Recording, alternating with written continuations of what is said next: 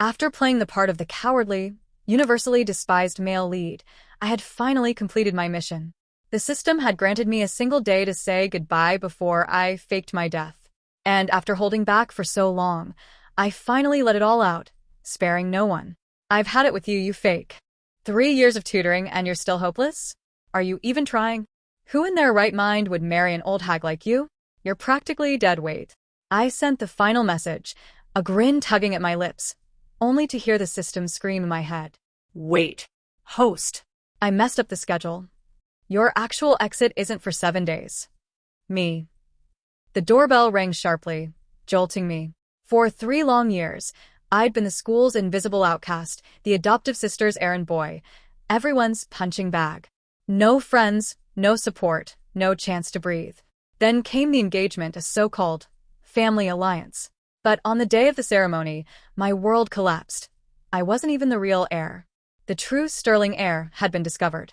Suddenly, the mild annoyance of my existence became a hurricane of ridicule. Once again, I was public enemy number 1. That must have triggered the system, which had been silent all this time. Mission complete, host. Substantial reward awaits. Return to your world tomorrow. I hesitated. What about me here? Relax. He'll simply vanish. It sounded too easy. Really? That's it? No more missions. Absolutely. Collect your reward and check out. Finally, a sense of relief washed over me. I had one last day to say goodbye. But to whom? My disappearance would ripple less than a pebble in the ocean. Bored, I scrolled through my contacts. A message buzzed from the poser, my nickname for Isabella Sterling. Taylor's sending your gala suit tomorrow. Don't wear one of your own monstrosities. You'll embarrass yourself.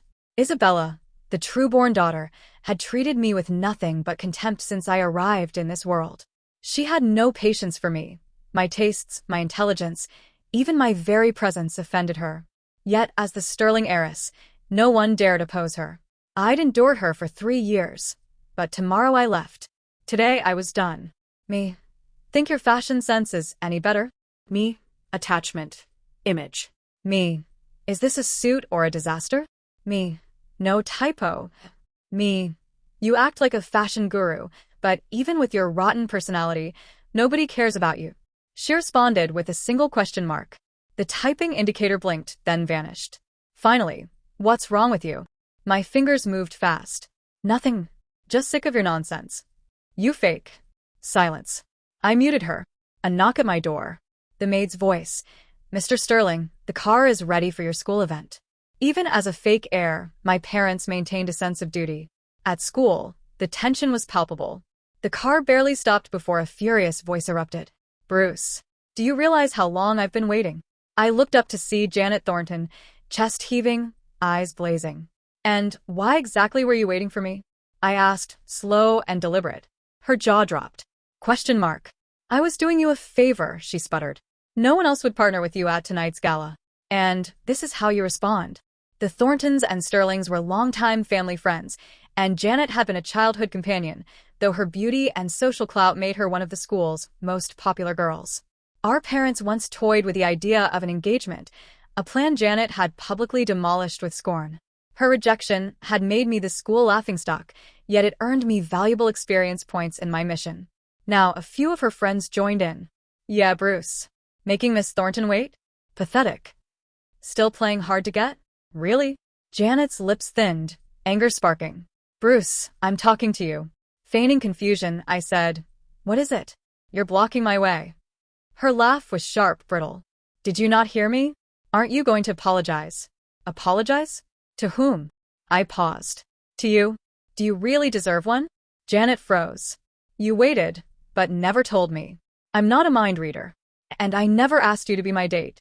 Who's this drama for? Here, let me. Maybe a few fake tears will make it more convincing.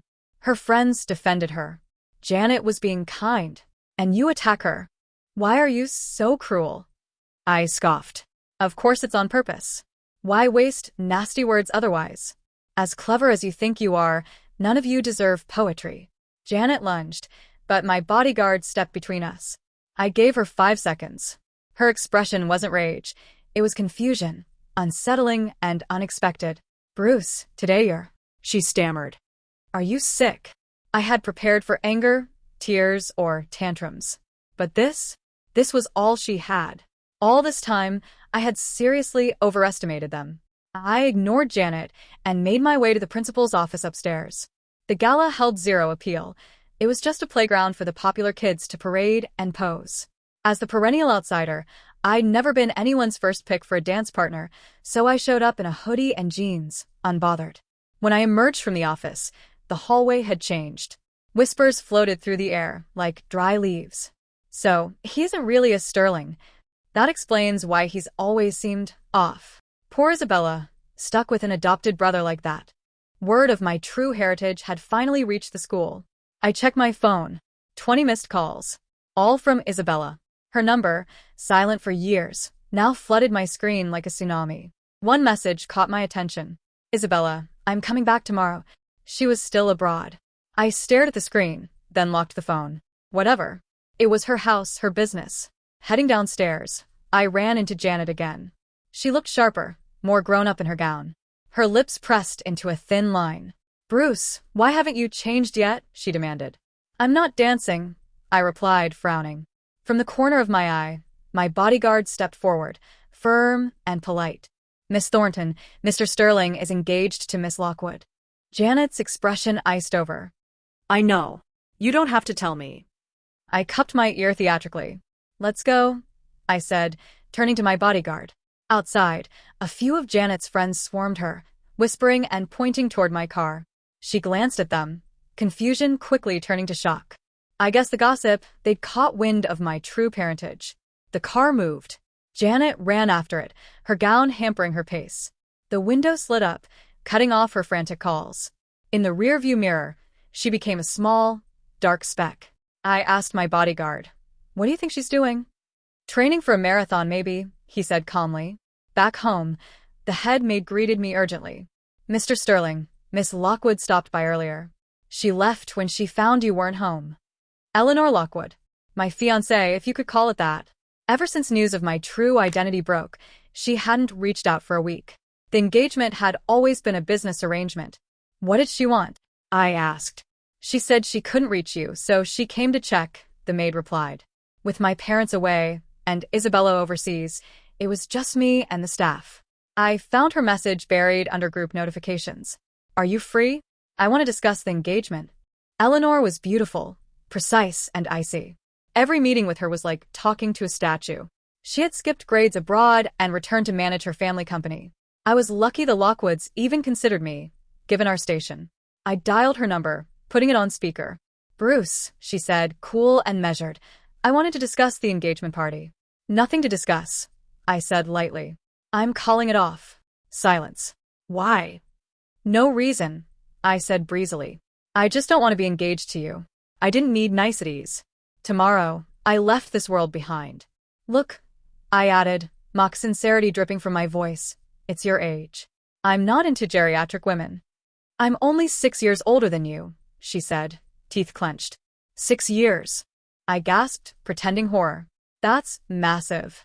30, 40, halfway to the grave. Not much time left. Her controlled fury hummed through the line. Who told you to say that? Not important, I replied. You're getting older. Let's end it here. Click. I hung up. No justifications. No drawn-out debate. Done. I turned to my phone, handled house matters, and prepped for a long bath. Before bed, I summoned the system. What time will you pick me up tomorrow? It stammered. Well, about that. Rest first. You've had a long day. I was exhausted. Fighting 3 battles, dealing with everyone, it had taken everything. I slept deeply, dreaming of victories over my tormentors. I awoke to dozens of messages and missed calls. The poser. Almost home. Doctor in tow. The firecracker. Knew the fake air thing pushed you over the edge. Coming to see you. The ice queen. Someone else trying to steal you? We need to talk. The maid's panicked voice drifted up. Mr. Sterling, guests. System. I hissed. Get me out of here. A long pause. Then host. I misread the date. And digital laughter. Your actual exit is in 7 days. Cold dread settled over me. I peered out the window. 3 figures. Isabella with a suitcase, Eleanor, and Janet. Janet's face burned red as she faced Eleanor. The front door opened. The maid ushered them in. I cracked my door to eavesdrop.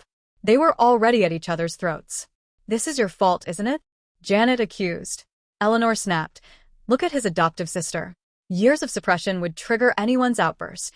Isabella rolled her eyes, pointing at their spoiled arguments. "Open your eyes.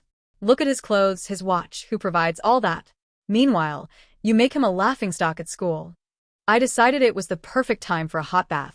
After soaking and skincare, the shouting died down. Then a soft knock. Bruce.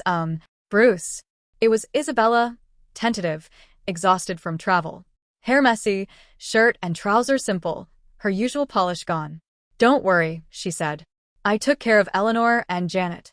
If something's bothering you, you can talk to me, your sister." Sister.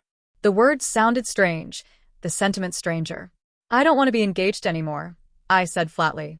Isabella blocked the door with her foot. "Really? Not lying?" She rammed on, mostly to herself. "The age difference was a problem. Eleanor never liked you. Canceling was for the best. Was that why you snapped?" "Are you done?" I asked. "Wait," she said, softening. "After Noah returns, your plans?" Noah, the real sterling heir, meant my time was up. "I have a villa ready if you need it," she offered. "No, thanks," I replied. "Then where will you go?" "Why do you care?" I snapped. She fell silent, then said quietly, "I'm trying to care, can you not talk to me like that? It hurts." "Does it? Which part?" I deadpanned, testing her. She didn't answer. "Can't we go back to normal?" "Don't take your anger about Eleanor out on me," she said, gentler than ever. I glanced at her. "If you're so concerned, wire me money. Consider it compensation for years of emotional abuse." Click. My phone buzzed. $3 million from Isabella. Another message followed. "Bruce, if you don't want to go back to your biological family, you don't have to. If you need anything, tell me. You can rely on me. And if you don't want me as your sister, I won't be." I sent back an okay sticker. She even offered to help manage her family's assets at a discounted rate. Later, with suitcase in hand, I left while Isabella dined. "Don't tell her," I told the maid. "Just message her if you need anything," I said over my shoulder, stepping into the cool evening air. I checked into a hotel, planning to lay low for the next 6 days. Then I saw her. Janet Thornton was lounging on a sofa, as if she'd been waiting all day. Of course, this was one of her family's hotels. She sprang up as soon as she spotted me. "Bruce." I walked past her without a word, eyes locked forward. She grabbed my arm, yanking me to a stop. "Bruce." "I'm talking to you." I turned slowly, wearing a humorless smile. "Do I know you?" Her cheeks reddened. "Are you still mad at me?" "Why?" I set down my suitcase, studying her. "Let me see if I remember. You were the one who publicly announced we barely knew each other. Correct?" She fiddled with her hair, uncomfortable. "I was just joking. We grew up together," she insisted. "No one knows you like I do. I heard about your family, Real heir returning, Eleanor calling off the engagement. That's why you've been different, right?" She was spinning her own story, trying to convince herself. I knew it. The old you would never talk to me like this. "If Eleanor doesn't want you." She trailed off, voice awkward. I'd consider being engaged to you. Things are different now. I'm better suited." I sighed deeply, letting the silence hang. My bodyguard instinctively stepped back. I sometimes wonder what's going on inside that head of yours," I said, dry. "I'm surprised you don't give yourself a concussion every time you nod, with those ears flapping." I leaned in, voice cutting. "And if you're bored, try squeezing that giant zit between your shoulders. Oh wait, that's your head." Janet's face went crimson. "Bruce, don't push it. I'm trying to be nice." I held up a hand. "Getting angry again? Let's forgive it this once. But in the future, stop acting like you matter." I turned toward the exit. "Maybe ask yourself if there's anything about you worth liking." She froze, then scrambled after me. "Does that mean someone else?" I sighed theatrically. "Yes. When I was planning to study abroad, I met someone kind, smart, thoughtful. IQ about Everest high compared to some people." Janet went silent. "Moving to Germany?" she finally asked. "Yes." "What's it to you?" Her lips pressed tight. Germany was a no-go for her, thanks to a half-sister lurking there. After a pause, she spoke seriously. "Bruce, you can't always judge by appearances. If you want Germany, I'll go with you." I turned, offering a bright, meaningless smile. Then I'll wait for you there. Oh, and Eleanor? She's been a pain. Taking care of her would be appreciated. Her eyes lit up. Don't worry. I'll handle her. You just wait in Germany. I waved dismissively. Patience was not in my vocabulary. I eventually booked a hotel on the city outskirts. Downtown was all Janet family territory. I wasn't paying them a dime. True to her word, Isabella handled the asset transfer efficiently. The money hit my account immediately. She sounded slightly annoyed I'd left without warning. Why didn't you tell me you were leaving? I tapped my phone, casual. You're busy. Didn't want to bother you. She paused. Not busy, just picking up Noah with Mom and Dad tomorrow. Anyway, your plans? England, I said slowly, drawing it out. But keep it a secret. Janet and Eleanor were curious.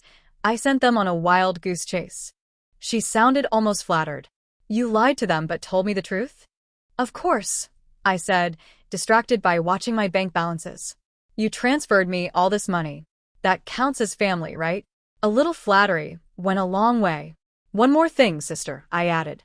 Eleanor acted all high and mighty before. Now she's desperate. Could you handle her? I'd hate for the real heir to see our family in chaos. Eleanor had tried to apologize formally that morning, but I had no feelings for her. Her words only nudged the relationship from negative to neutral. Some women could be pacified with a few empty lines. To manage one, you needed another. Isabella, gloomy and arrogant though she could be, had precision, a sense of family honor and competence. Right now, that made her the perfect ally. I transferred my entire balance to a trusted contact. A shocked puppy emoji flashed immediately. Bro, why so much? Take it a video call connected. A young man knelt in a dim room, tying up a woven plastic bag. He jumped, flustered. Bro, why all this money? I don't need it.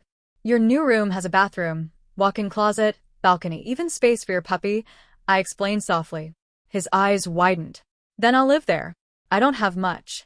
I can use your closet. I shook my head. I won't be living there anymore. That's your home now. He paused. You think it'll be awkward? Don't worry, I'll buy a house soon. Then you can move in. Stop worrying about me, I said. Sleep now. I'll pick you up from the station. He returned a moment later, panting. Bro, I brought a present. He held up a small, herb-filled pillow. Helps you sleep. Good for your eyes. He remembered. The first time we met, I'd been hiding, crying quietly. The three women had made life hell. The system told me to endure. My parents had favored Isabella. I had been an island. The return of the true heir? Purely intentional. No one knew I had orchestrated everything. On the day Noah was set to arrive, I got to the train station early, scanning the platform like a hawk. Finally, there he was, a thin, frail-looking boy, dragging several overstuffed bags, his clothes streaked with travel dust. I strode toward him. When the system first mentioned Noah, it had warned me of a side quest. After I left this world, he was destined to become the second universally despised male lead, the awkward country boy, unprepared for city life, timid and insecure, the perfect foil for chaos. My instinct had been to hide him, but the system reminded me, his appearance was coded into the story.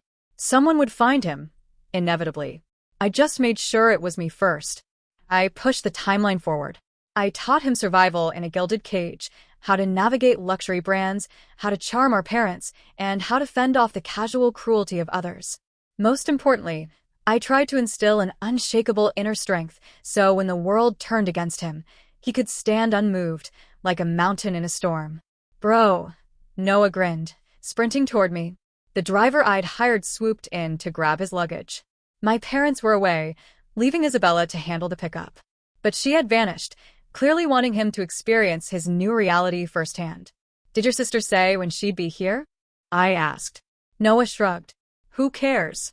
She can show up whenever. I didn't come to see her. I smiled. First day, already troublemaking. What if she doesn't like you? I told Mom and Dad my arrival a week ago, Noah said firmly. It's obvious she didn't remember. If she blows me off, I'm not kissing up. We're both their kids. Who matters more? You're not afraid of upsetting her? I asked, grinning. Noah's grin widened. Good. I don't need her approval. If she liked me, then I'd worry. Don't worry, bro. I listened to you. Nobody's pushing me around. A weight lifted off my chest. No one's going to push you around anymore. Janet was probably already en route to Germany. Isabella was tied up with a project in England. Eleanor was buried in engagement drama, forced into a marriage she didn't want. Thanks to my subtle interventions, Noah's path was clear, smoother than anything our parents could have arranged. Still, that wasn't enough. I pulled 3 bank cards from my wallet and handed them to him. The pin is your birthday. This is everything I've got. Noah stared at the cards, lost. Bro, where are you going? The system's voice sounded in my mind. 10 minutes remaining, host. You'll be transported back to your world. Time confirmed. I wrapped my coat tighter and waved at him. To a new world. He grabbed my hand, panicked. What about me? Where do I find you? What am I supposed to do? I gently patted his head, already starting to fade, a translucent shimmer overtaking my fingers. Pigeons exploded from the plaza, wings slicing arcs of white across the sky. You? Stay here. Live the life they only dream of. And if you ever meet another boy cast out, despised, teach him to be strong. Teach him to fight back. I'll meet you at the finish line. The softest tongues can weigh 1,000 pounds, can sever tendons and drown in darkness. But the thorns they plant will never wither our spring. Because we are the spring,